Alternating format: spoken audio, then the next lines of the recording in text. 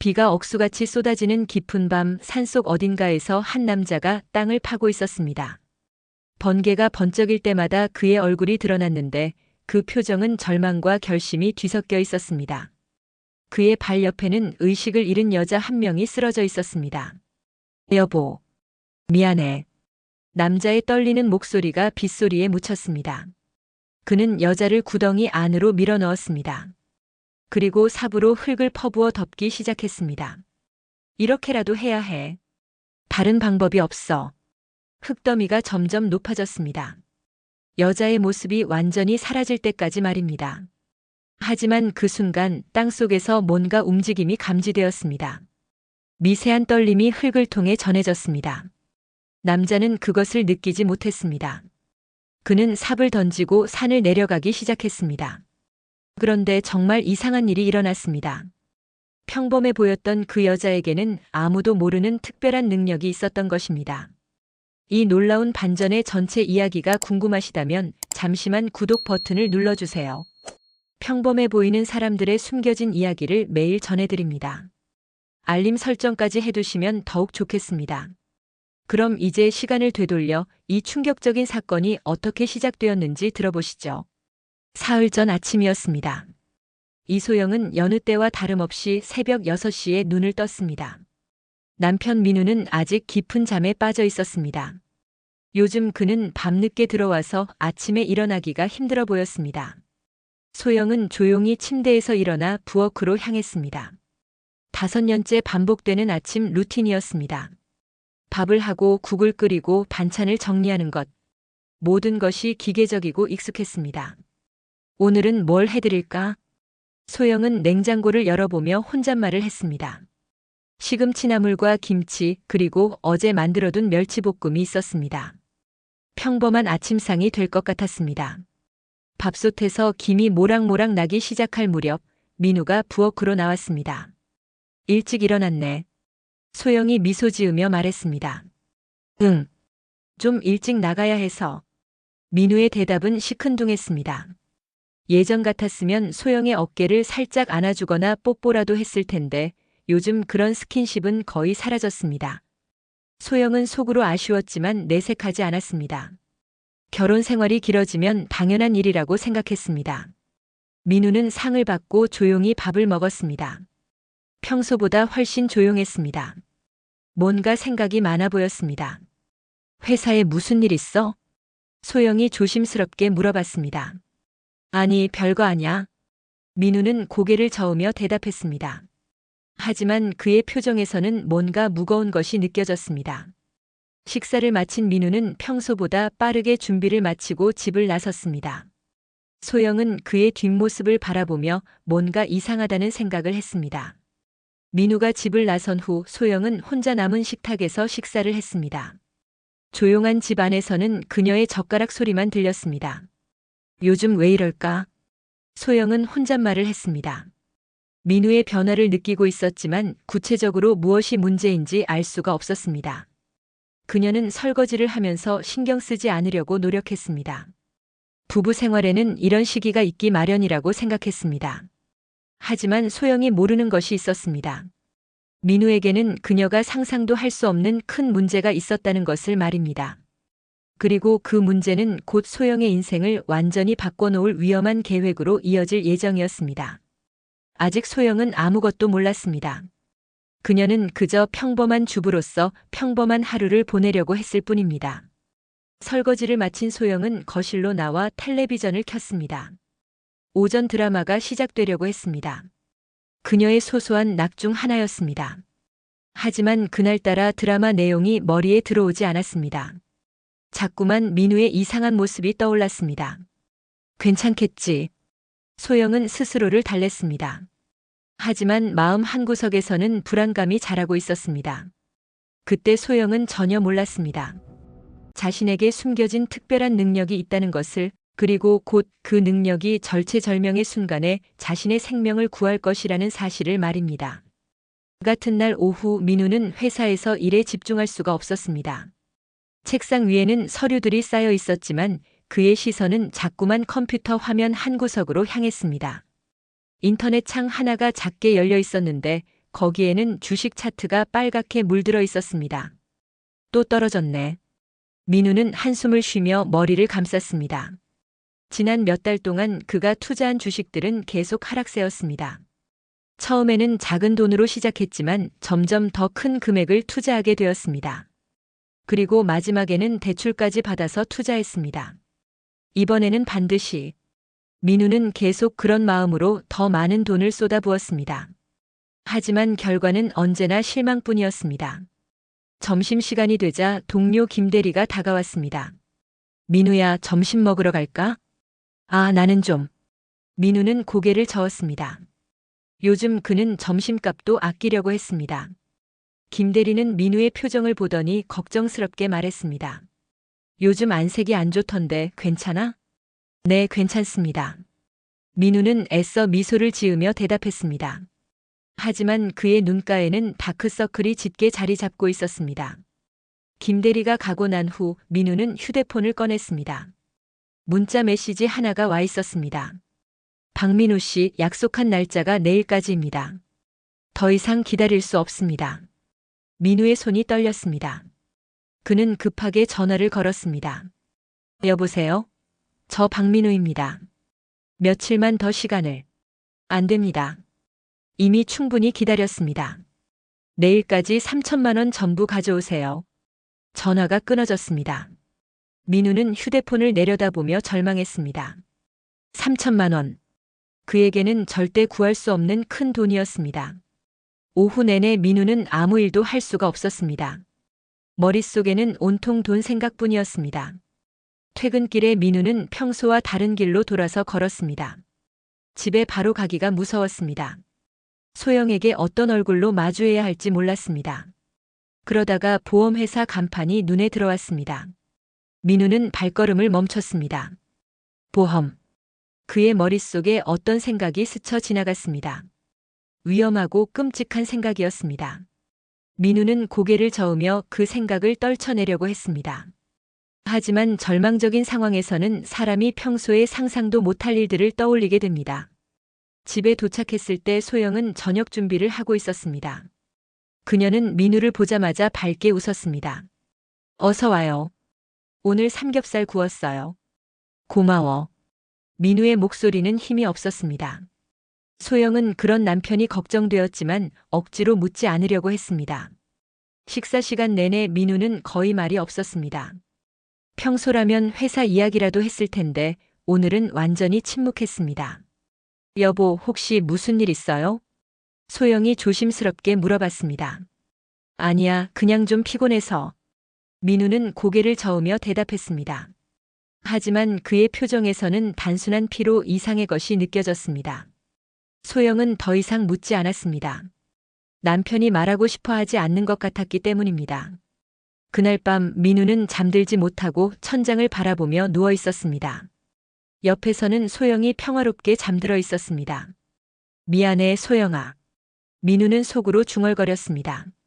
하지만 그는 아직 정확히 무엇을 할 것인지 결정하지 못했습니다. 다만 한 가지는 확실했습니다. 내일까지 3천만 원을 구하지 못하면 그에게는 정말 큰 일이 벌어질 것이라는 사실이었습니다. 그리고 그 큰 일은 결국 소영에게까지 영향을 미칠 것이었습니다. 하지만 소영은 아직 아무것도 모른 채 평화롭게 잠들어 있었습니다. 새벽까지 민우는 잠들지 못했습니다. 그의 머릿속에서는 계속해서 위험한 계획들이 맴돌고 있었습니다. 그 중에서도 가장 끔찍한 하나의 계획이 점점 구체적인 모습을 갖춰가고 있었습니다. 다음 날 아침 민우는 평소보다 일찍 일어났습니다. 소영이 아침 준비를 하고 있을 때 민우가 부엌으로 나왔습니다. 그런데 이상했습니다. 어제까지만 해도 우울해 보였던 민우의 표정이 오늘은 달랐습니다. 소영아. 네? 우리 이번 주말에 산에 가볼까? 소영은 놀라서 민우를 바라봤습니다. 갑작스러운 제안이었습니다. 민우는 평소 산행을 별로 좋아하지 않았기 때문입니다. 산요? 갑자기 왜요? 요즘 너무 답답해서. 공기 좋은 곳에서 기분 전환을 좀 하고 싶어. 민우의 말은 그럴듯했습니다. 하지만 뭔가 어색한 느낌이 들었습니다. 그의 미소가 평소와 달랐기 때문입니다. 어느 산인데요? 지리산 쪽으로 생각하고 있어. 거기 경치가 정말 좋다더라. 민우는 미리 준비해둔 듯 자세히 설명했습니다. 소영은 남편이 언제부터 지리산에 관심을 가졌나 싶었습니다. 혼자 가셔도 되는데 꼭 저도 함께 가야 해요? 당연하지. 부부가 함께 가야 의미가 있는 거야. 민우의 대답은 단호했습니다. 소영은 뭔가 이상하다는 생각을 했지만 남편이 기분 전환을 하고 싶어 한다니 거절하기 어려웠습니다. 그럼 토요일에 갈까요? 아니, 금요일에 가자. 사람이 적을 거야. 민우는 구체적인 날짜까지 정해서 말했습니다. 마치 이미 계획을 다 세워둔 것 같았습니다. 그날 저녁 민우는 컴퓨터 앞에 앉아서 산행 코스를 검색하고 있었습니다. 소영이 뒤에서 보니 정말 자세하게 알아보고 있었습니다. 여보, 이 코스 어때? 민우가 화면을 가리키며 말했습니다. 그런데 그가 선택한 코스는 상당히 험한 곳이었습니다. 너무 어려워 보이는데요? 괜찮아. 우리 둘이면 충분히 할 수 있어. 민우는 자신만만하게 말했습니다. 하지만 소영은 걱정이 되었습니다. 자신은 산행 경험이 거의 없었기 때문입니다. 혹시 초보자용 코스는 없나요? 이게 더 재밌을 거야. 평범한 건 재미없잖아. 민우의 고집은 생각보다 강했습니다. 소영은 남편의 의견을 존중하기로 했습니다. 목요일 저녁 민우는 산행 준비물들을 챙기고 있었습니다. 배낭, 등산화, 우비, 그리고 이상하게도 삽 하나를 가방에 넣었습니다. 여보, 삽은 왜 가져가요? 소영이 궁금해서 물어봤습니다. 아, 그냥. 혹시 모르잖아. 산에서 뭔가 파야 할 일이 있을 수도 있고. 민우의 대답은 애매했습니다. 산행에서 삽이 필요한 경우가 뭐가 있을까 싶었지만 소영은 더 이상 묻지 않았습니다. 금요일 아침 일찍 두 사람은 차를 타고 지리산으로 향했습니다. 민우는 운전을 하면서 계속 라디오를 켰다 껐다 했습니다. 뭔가 신경이 예민해 보였습니다. 여보, 괜찮아요? 응, 괜찮아. 민우는 짧게 대답했지만 그의 손은 핸들을 꽉 쥐고 있었습니다. 산 입구에 도착했을 때쯤 하늘이 흐려지기 시작했습니다. 구름이 점점 많아지고 있었습니다. 비 올 것 같은데 괜찮을까요? 소영이 하늘을 바라보며 말했습니다. 산 날씨는 원래 변덕스러워. 금방 개일 거야. 민우는 별로 신경 쓰지 않는 듯 말했습니다. 오히려 비가 오는 것을 반기는 것 같았습니다. 등산로 입구에서 민우는 지도를 다시 한번 확인했습니다. 그리고는 소영에게 보여주며 설명했습니다. 우리가 갈 곳은 여기야. 사람들이 잘 안 가는 곳이라 조용할 거야. 지도에 표시된 곳은 정말 외진 곳이었습니다. 소영은 왜 하필 그런 곳을 선택했는지 의아했습니다. 사람들이 안 가는 데는 이유가 있는 거 아닐까요? 그래서 더 좋은 거야. 우리만의 시간을 가질 수 있잖아. 민우의 말에는 뭔가 숨은 의도가 있는 것 같았습니다. 하지만 소영은 그것이 무엇인지 알 수가 없었습니다. 등산을 시작하면서 소영은 계속해서 이상한 느낌을 받았습니다. 민우의 행동 하나하나가 평소와 달랐기 때문입니다.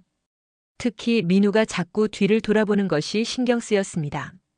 마치 누군가가 따라오는지 확인하는 것 같았습니다. 여보, 왜 자꾸 뒤를 봐요? 아니야, 그냥 길을 확인하는 거야. 민우의 설명은 납득하기 어려웠습니다. 길은 앞에 있는데 왜 뒤를 봐야 하는지 모르겠었습니다. 1시간 정도 걸었을 때 하늘에서 빗방울이 떨어지기 시작했습니다. 소영은 우비를 꺼내려고 했습니다. 비 와요. 잠깐 쉬었다 갈까요? 아니야, 계속 가자. 조금만 더 가면 돼. 민우는 비를 맞으면서도 계속 앞으로 나아갔습니다. 그의 의지는 확고했습니다. 소영은 따라가면서 점점 불안해졌습니다. 남편의 모든 행동이 평소와 너무 달랐기 때문입니다. 그리고 그녀는 아직 모르고 있었습니다. 자신들이 향하고 있는 곳이 단순한 산행 코스가 아니라는 것을 말입니다. 비가 점점 심해졌습니다. 처음에는 보슬비 정도였지만 시간이 지나면서 굵은 빗방울로 바뀌었습니다. 소영은 우비를 입고 있었지만 옷이 다 젖어가고 있었습니다. 여보, 정말 계속 가야 해요? 너무 위험해 보이는데. 소영이 걱정스럽게 말했습니다. 산길은 점점 미끄러워지고 있었고 시야도 나빠지고 있었습니다. 괜찮아. 조금만 더 가면 돼. 민우는 여전히 고집을 부렸습니다. 오히려 비가 더 세게 내리자 그는 더 빨리 걷기 시작했습니다. 소영은 민우를 따라가느라 숨이 찼습니다. 평소 운동을 거의 하지 않았기 때문에 체력이 금방 떨어졌습니다. 잠깐 좀 쉬어요. 안 돼. 지금 멈추면 더 위험해. 민우의 대답은 냉정했습니다. 평소 같았으면 소영을 배려해서 쉬어갔을 텐데 오늘은 전혀 달랐습니다. 1시간을 더 걸었을 때 소영은 완전히 지쳐버렸습니다. 다리에 힘이 풀려서 제대로 걸을 수가 없었습니다. 여보, 정말 못 가겠어요. 너무 힘들어요. 소영이 바위에 주저앉으며 말했습니다. 그녀의 얼굴은 창백해져 있었습니다. 민우는 소영을 바라보더니 잠시 망설였습니다. 그의 표정에는 뭔가 복잡한 감정이 지나갔습니다. 알겠어. 조금만 더 가서 쉬자. 얼마나 더 가야 해요? 10분만 더. 거기에 좋은 쉴 곳이 있어. 민우는 구체적으로 말했습니다. 마치 그 장소를 미리 알고 있는 것 같았습니다. 소영은 이상하다고 생각했지만 너무 힘들어서 더 이상 따질 기운이 없었습니다. 10분 후 민우가 멈춘 곳은 정말 외진 곳이었습니다. 큰 바위들이 둘러싸인 작은 공간이었는데 사방이 나무로 가려져 있어서 바깥에서는 보이지 않는 곳이었습니다. 여기서 쉬자. 민우가 말했습니다. 하지만 그의 목소리는 평소와 달랐습니다. 어딘가 긴장되어 있었습니다. 소영은 바위에 앉아서 숨을 고르기 시작했습니다. 비는 여전히 세게 내리고 있었고 주변은 점점 어두워지고 있었습니다. 참 조용하네요. 소영이 혼잣말처럼 말했습니다. 정말 조용했습니다. 새소리도 벌레 소리도 들리지 않았습니다. 오직 빗소리만 들릴 뿐이었습니다. 민우는 배낭에서 뭔가를 꺼내고 있었습니다. 소영은 물이나 간식을 꺼내는 줄 알았습니다. 하지만 민우가 꺼낸 것은 삽이었습니다. 여보, 그걸 왜 꺼내요? 소영이 궁금해서 물어봤습니다. 아, 이거. 잠깐 써야 할 일이 있어서. 민우의 대답은 애매했습니다. 그리고 그의 손은 떨리고 있었습니다. 소영은 뭔가 이상하다는 생각이 들었습니다. 민우의 모든 행동이 평소와 너무 달랐기 때문입니다. 무슨 일인데 삽이 필요해요? 그냥 좀 파야 할 게 있어서. 민우는 제대로 된 답변을 하지 못했습니다. 그의 얼굴에서는 식은땀이 흘러내리고 있었습니다. 그때 갑자기 번개가 번쩍였습니다. 그 순간 소영은 민우의 얼굴을 또렷하게 볼 수 있었습니다. 그 얼굴에는 그녀가 한 번도 본 적이 없는 표정이 있었습니다. 절망과 결심이 뒤섞인 무서운 표정이었습니다. 여보? 소영이 불안하게 민우를 불렀습니다. 민우는 고개를 들어 소영을 바라봤습니다. 그의 눈에서는 눈물이 흘러내리고 있었습니다. 소영아, 정말 미안해. 왜요? 갑자기 왜 그래요? 소영은 남편의 행동을 이해할 수 없었습니다. 왜 갑자기 울면서 사과하는지 알 수가 없었습니다. 나는 정말 선택의 여지가 없었어. 민우의 목소리는 떨리고 있었습니다. 무슨 말이에요? 소영이 일어서면서 민우에게 다가갔습니다. 하지만 민우는 뒤로 물러섰습니다. 가까이 오지 마. 여보, 도대체 무슨 일이에요? 소영의 목소리에는 두려움이 섞여 있었습니다. 남편의 행동이 너무 이상했기 때문입니다. 민우는 삽을 꽉 쥐고 있었습니다. 그의 손은 심하게 떨리고 있었습니다. 3천만 원. 내가 3천만 원을 갚지 못하면. 3천만 원이요? 무슨 3천만 원이에요? 소영은 처음 듣는 이야기였습니다. 남편에게 그런 큰 빚이 있다는 것을 전혀 몰랐습니다. 미안해. 정말 미안해. 민우는 계속 사과만 했습니다. 하지만 그의 행동은 전혀 멈추지 않았습니다. 그때 소영은 깨달았습니다. 자신이 지금 매우 위험한 상황에 처해 있다는 것을 말입니다. 하지만 그녀는 아직 모르고 있었습니다. 자신에게 이 위기를 극복할 수 있는 특별한 능력이 있다는 것을 말입니다. 폭우는 더욱 거세게 내리고 있었습니다. 마치 곧 일어날 끔찍한 일을 예고하는 것처럼 말입니다. 여보, 제발 말해봐요. 무슨 일인지 말해봐요. 소영이 간절하게 말했습니다. 하지만 민우는 대답하지 않았습니다. 그는 삽을 들고 바위 옆 흙을 파기 시작했습니다. 뭘 하는 거예요? 소영이 다가가려고 했지만 민우가 손으로 막았습니다. 가까이 오지 말라고 했잖아. 민우의 목소리는 날카로웠습니다. 소영은 깜짝 놀라서 뒤로 물러섰습니다. 결혼하고 나서 남편이 자신에게 소리를 지른 것은 처음이었습니다. 민우는 미친 듯이 땅을 파고 있었습니다. 비가 억수같이 쏟아지는데도 멈추지 않았습니다. 흙이 진흙으로 변해서 사방에 튀었지만 그는 신경 쓰지 않았습니다. 도대체 왜 그래요? 왜 갑자기 이런 일을? 닥쳐. 민우가 소리쳤습니다. 소영은 충격을 받았습니다. 평소 온순하던 남편이 완전히 다른 사람처럼 보였습니다. 30분 정도 지나자 민우가 파놓은 구덩이는 꽤 깊어졌습니다. 사람 한 명이 들어갈 정도의 크기였습니다. 그때서야 소영은 무서운 진실을 깨달았습니다. 설마 그 구덩이가. 맞아. 너를 위한 거야. 민우가 무표정하게 대답했습니다. 그의 눈에서는 더 이상 눈물이 나오지 않았습니다. 미쳤어요? 정말 미쳤어요? 소영이 비명을 질렀습니다. 하지만 이곳은 아무도 없는 깊은 산속이었습니다. 그녀의 목소리는 빗소리에 묻혀버렸습니다. 나도 원하지 않아. 하지만 다른 방법이 없어. 민우는 삽을 내려놓고 소영을 바라봤습니다. 보험금 때문에 그러는 거예요? 소영이 떨리는 목소리로 물어봤습니다. 그제서야 모든 것이 이해되기 시작했습니다. 너도 알고 있었구나. 몰랐어요. 전혀 몰랐어요. 당신이 그런 생각을 할 줄은. 소영은 남편을 믿을 수 없었습니다. 자신을 사랑한다고 했던 사람이 돈 때문에 자신을 죽이려 한다는 것이 믿어지지 않았습니다. 미안해, 소영아. 정말 미안해. 민우는 다시 사과했지만 그의 발걸음은 소영 쪽으로 다가오고 있었습니다. 안 돼요. 안 돼요. 소영이 도망치려고 했지만 이미 늦었습니다. 민우가 그녀의 팔을 붙잡았습니다. 제발 하지 마세요. 빨리 끝낼게. 고통스럽지 않게 해줄게.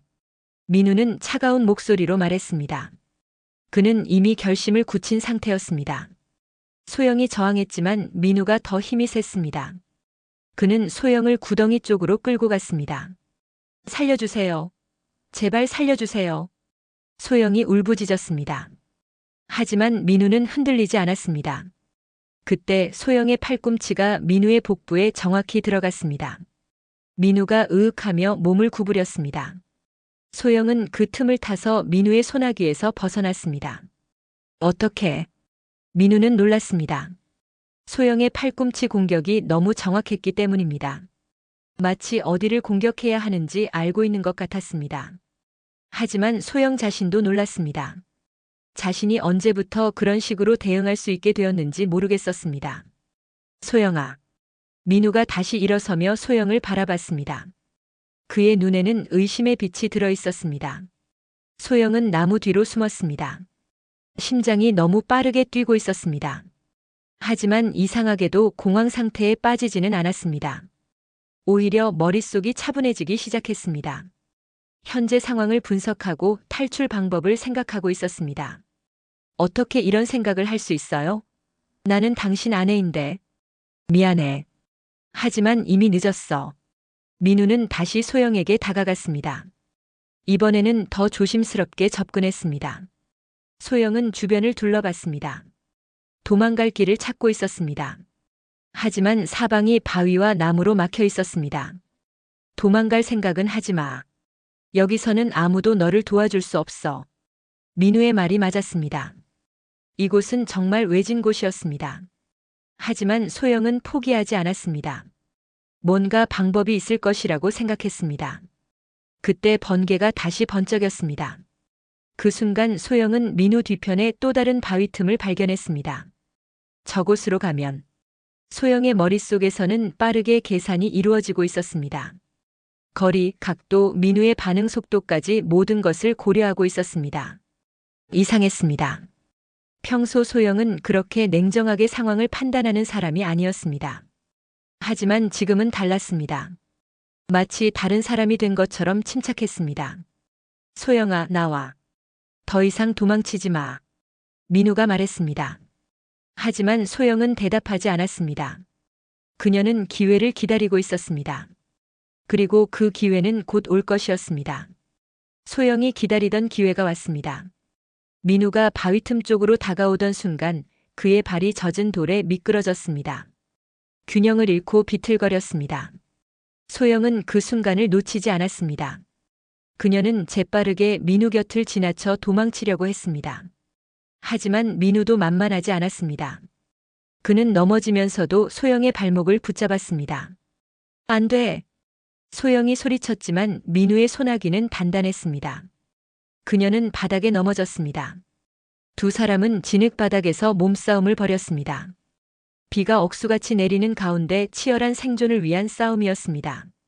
소영아, 그만해. 더 힘들게 하지 마. 싫어요. 절대 안 죽을 거예요. 소영의 목소리에는 강한 의지가 담겨 있었습니다. 그녀는 포기하지 않았습니다. 몸싸움 중에 소영은 민우의 손목을 특정한 방식으로 비틀었습니다.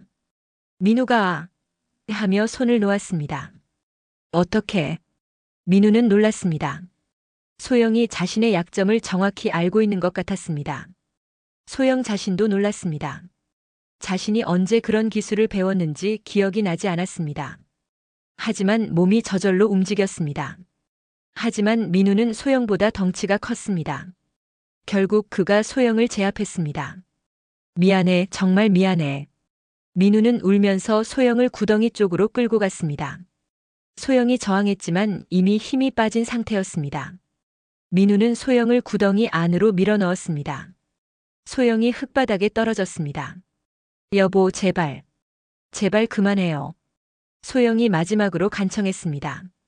하지만 민우는 이미 삽을 들고 있었습니다. 용서해줘. 민우가 흙을 퍼부어 넣기 시작했습니다.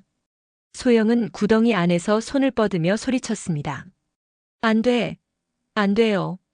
하지만 흙은 계속 떨어졌습니다. 소영의 몸을 덮어갔습니다. 여보. 여보. 소영의 목소리는 점점 작아졌습니다. 흙이 그녀의 입과 코를 막기 시작했기 때문입니다. 민우는 눈물을 흘리면서도 손을 멈추지 않았습니다.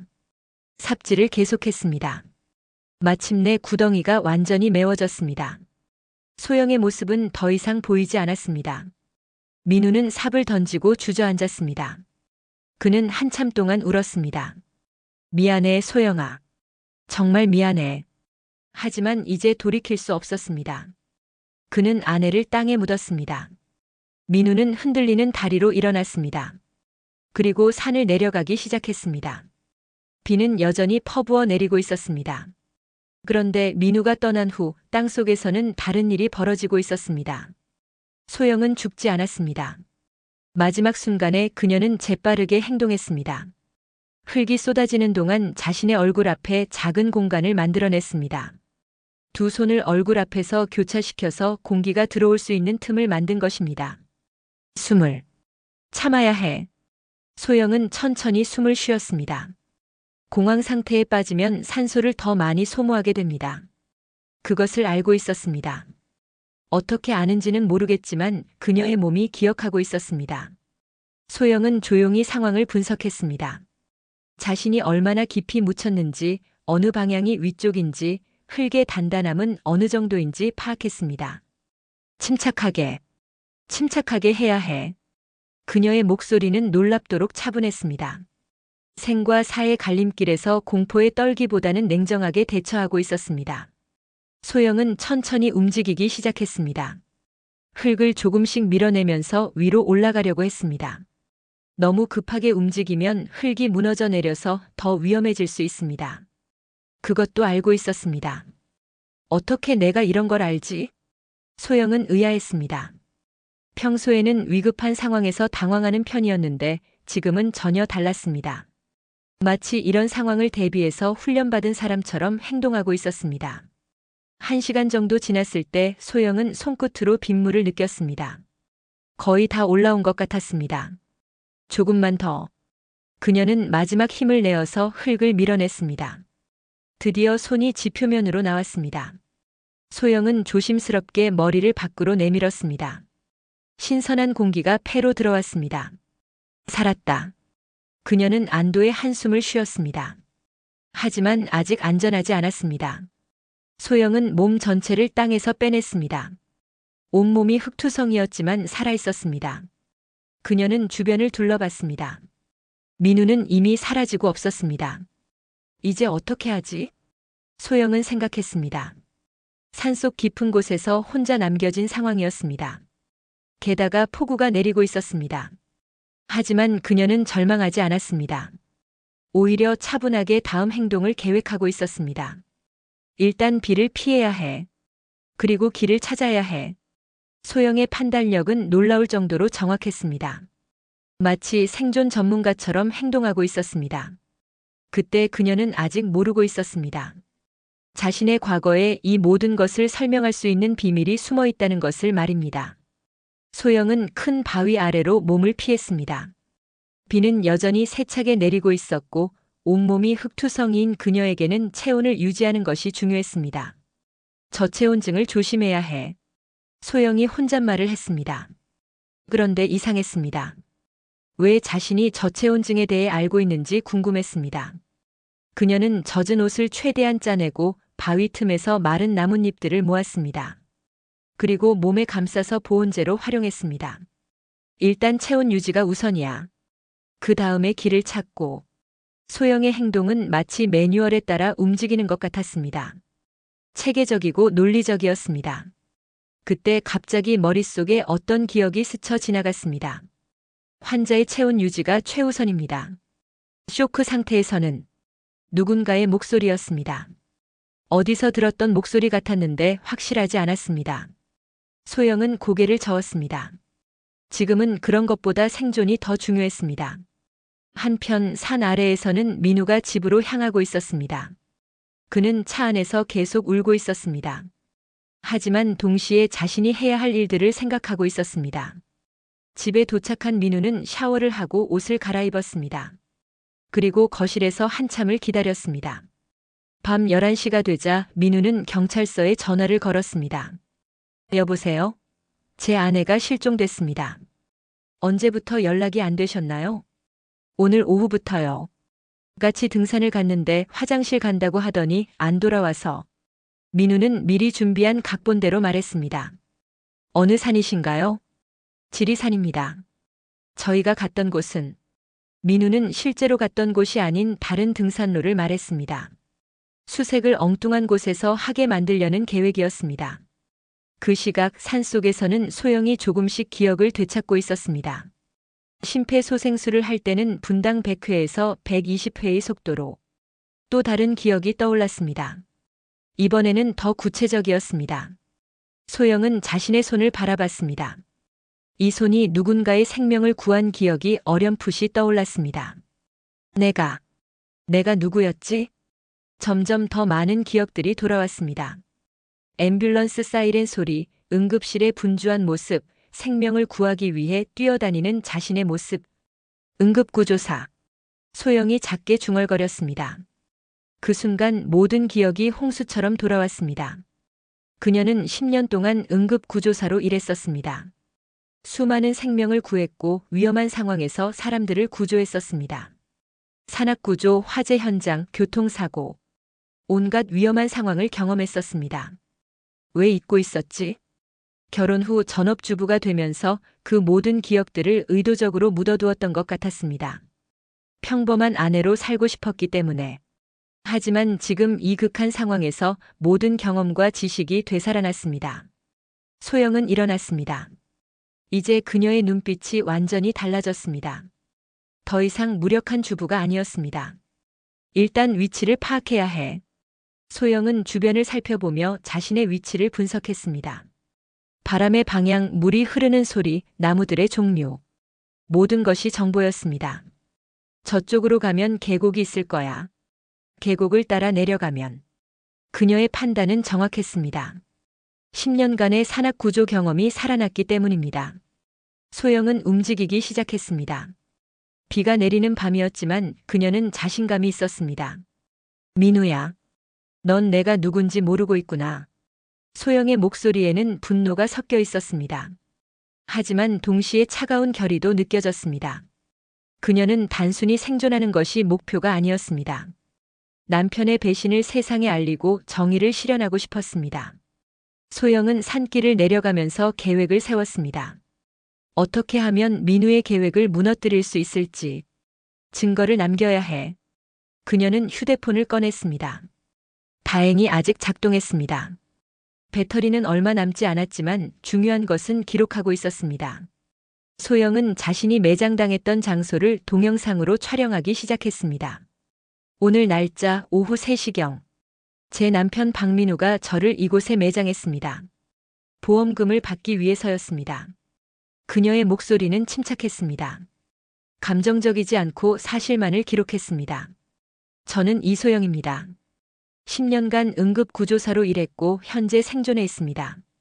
소영은 증거 영상을 여러 개 찍었습니다. 그리고 클라우드에 자동 백업되도록 설정했습니다. 이제 내려가자.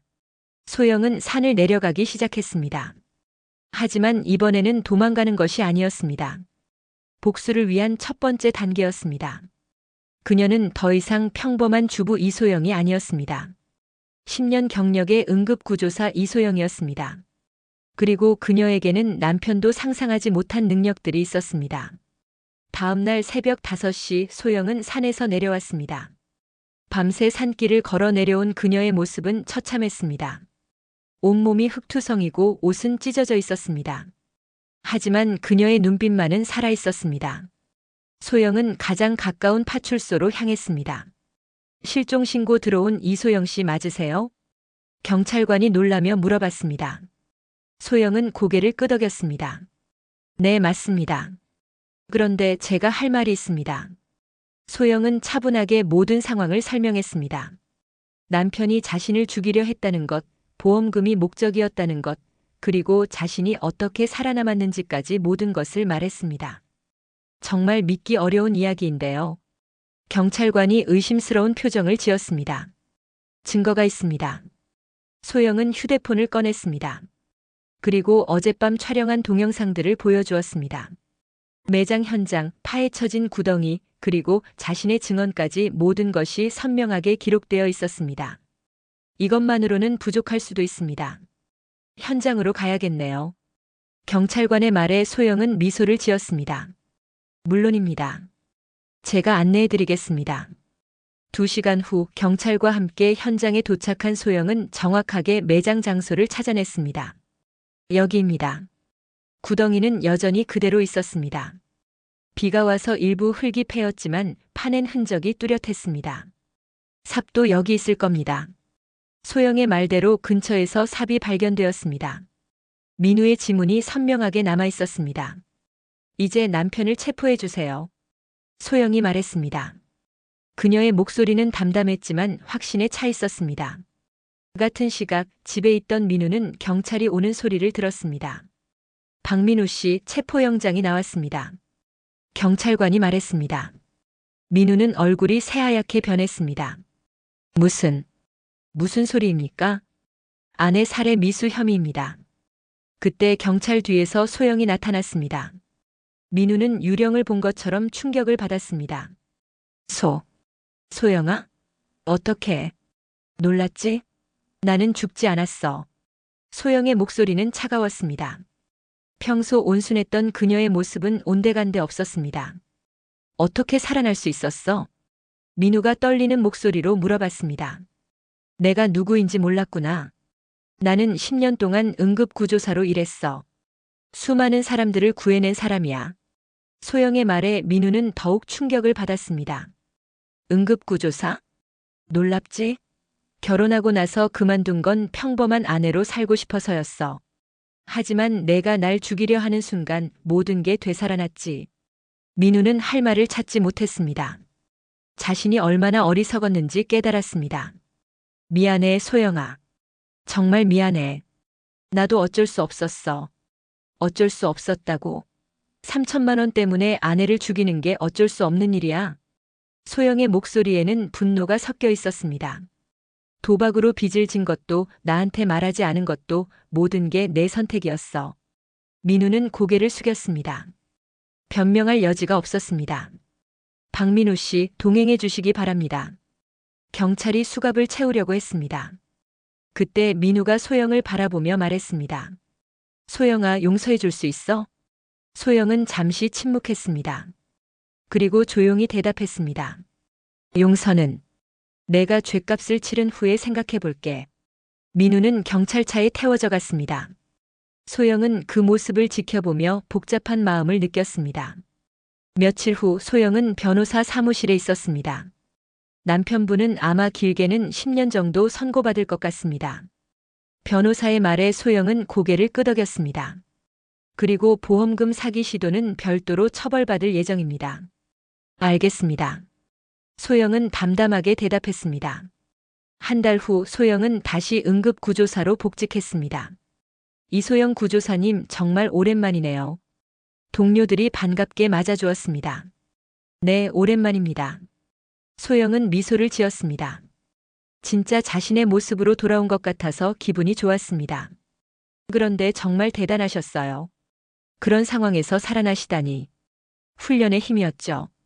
포기하지 않는 것도 훈련이니까요. 소영의 대답은 진심이었습니다. 그날 오후 소영은 산악구조 훈련장에 있었습니다.